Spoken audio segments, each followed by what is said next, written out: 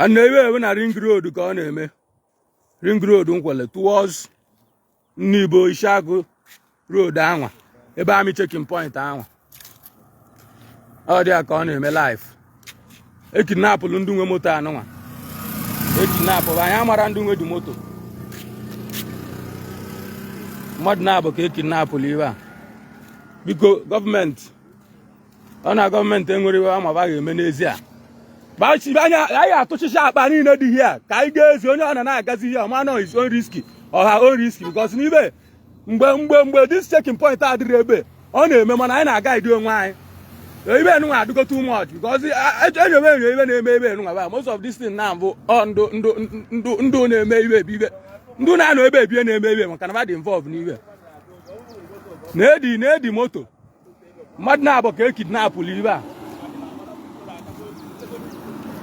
mmadụ na-abụ ka e kidnapụlụ ibe a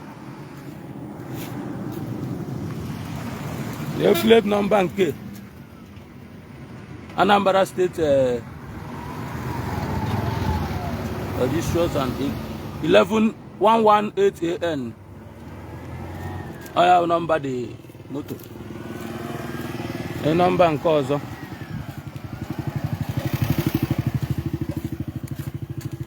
Gbaftere engine niile ahụ. Na ebe gbala egbe. Ekweti ya. Na-ekwu ya ebe. Na another one here.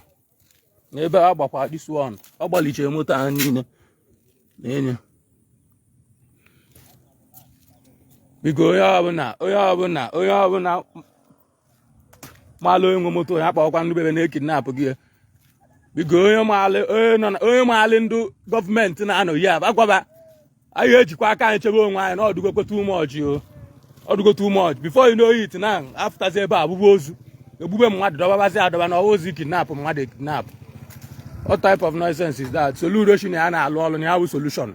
Onwere ibe ọ ga-abịa ọ ga-alụ na ije na-enye ndị mmadụ tax na-ebili ndị mmadụ ama mmụọ bilin ka ọ bịa ibe inye ndị mmadụ tax ma agadi nwaanyị ma agadi nwoke na-atasịba ndị pọọ na ndị pọọ pipụl agụụ na-egbu n'ụwa ị na-enye ịchọ ka ba na-akwụ tax ma mentin ị ga-alụọ ichi n'ihu solution ịrụli ya solution my foot oyibe abịala Anambra ibe n'ala ọfụta na-eche enwugola aṅụ anya onye nwere ibe ọ ga-ọfa ejezie n'ọchịchị onye echicha nke izizi ya achịsị na nke ịbụọ ọchigo former CBN gọvanọ ka ọ bụ ya were nke aṅụ wee jee naba ụna nka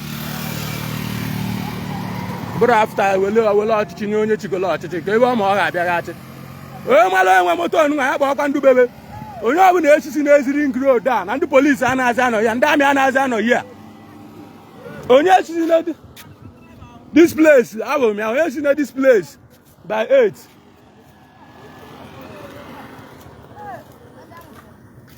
ọ gwụcha ka ọ ra m n'ọnụ